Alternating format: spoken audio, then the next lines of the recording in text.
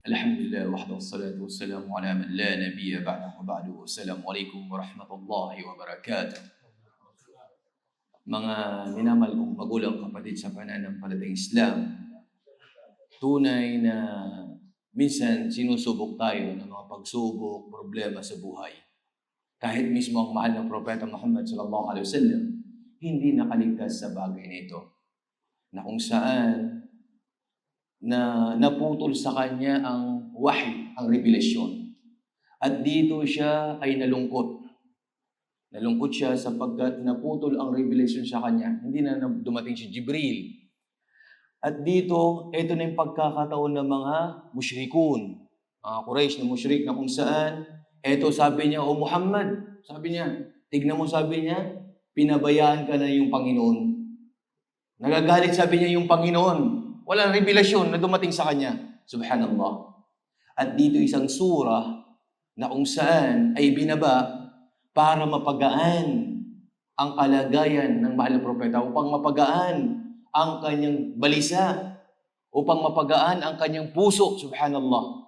Sa isang napakagandang surah mula sa banal na Quran, Suratul Duha, na sinabi ng dakilang tagapaglikha, "Wad-duha wal-layli idha saja. Ma wadda'aka rabbuka wa ma qala. Walal-akhiratu khairun laka minal ula. Wala sawfa yu'tika rabbuka fatarda.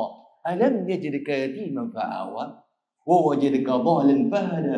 Wa wajadka 'ailan fa'aghna. Fa ammal yatima fala taqhar. Wa ammas sa'ila fala tanhar. Wa amma bi ni'mati rabbika fahaddith." Ito yung napakagandang aya or mga surah mula sa banal na Quran na ito'y binaba upang mapagaan ang kalooban ng mahal na Propeta Muhammad sallallahu alaihi wasallam. Ma wadda'aka rabbuka wa ma qala. Tunay na si Allah, ang dakilang tagapaglikha, ay hindi ka pinabayaan ng Muhammad. Subhanallah. Muhammad, hindi naging pabayang dakilang tagapaglikha. Ma wadda'aka rabbuka wa ma qala. Walal akhiratu khairul laka minal ula. Ang kabilang buhay ay higit na mainam sa iyo kaysa sa ula ay buhay mo sa mundong ito. Subhanallah. At mahaba yung mga surah ito binanggit, subhanallah, na kung saan, di ba't natagpuan ka niya na isang yatim, isang dukha? Subhanallah. Na ikay binigyan ng kalungan, ikay dukha, binigyan ka ng pinagyaman ka, at ikaw, sabi niya, na kung saan ay naligaw at binigyan ka niya ng gabay. At itong surah nito na nagpagaan sa mahal na Propeta Muhammad sallallahu alaihi wasallam sa kanyang kalagayan. Nagpagaan sa mahal na Propeta Muhammad sallallahu alaihi wasallam. Kaya mga kapatid, mga magulang sa pananampalatayang Islam, ano man ang problema sa buhay, ano man ang mga pagsubok, ano mang mga nararanasan natin sa buhay, huwag tayong mawala ng pag-asa. Ang mananampalataya, tunay na hindi ito pababayaan ni Allah. Wallah. Ang mga mananampalataya, kumikilala kay Allah, sinasabuhay ang kanyang pananampalataya, tunay na hindi ka pababayaan ni Allah.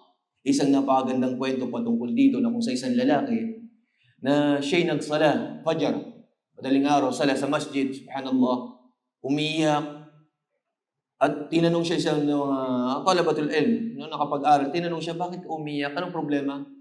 Etong lalaki, itong problema daw na kung saan, sabi niya, 2 araw na wala akong makain. Pamilya ko, sabi niya, na gutom, subhanallah. At sabi ng lalaki na ito na sa kanya, sabi, hindi mo binasa Suratul Duha? Hindi mo binasa, sabi niya, itong aya na ito? Wallah, sabi niya, binasa ko ito, subhanallah.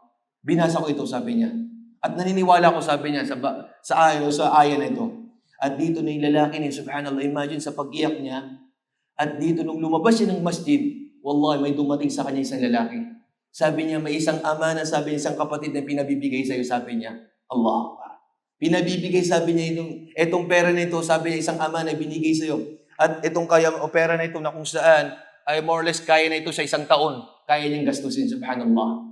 At dito na pa sabi, wallah, subhanallah, hindi, sabi niya, sisinungaling ang dakilang tagapaglikha. Itong duha, subhanallah. Kaya kapatid, magulang sa pananampalatayang Islam, bumalik tayo sa Quran, bumalik tayo sa aral ng Propeta Muhammad sallallahu alaihi wasallam. Wallah, makikita natin, matatagpuan natin napakaraming mga aral. Maraming salamat, hanggang dito na lamang. Wa akhu da'wana alhamdulillahi rabbil alamin. Assalamualaikum warahmatullahi wabarakatuh.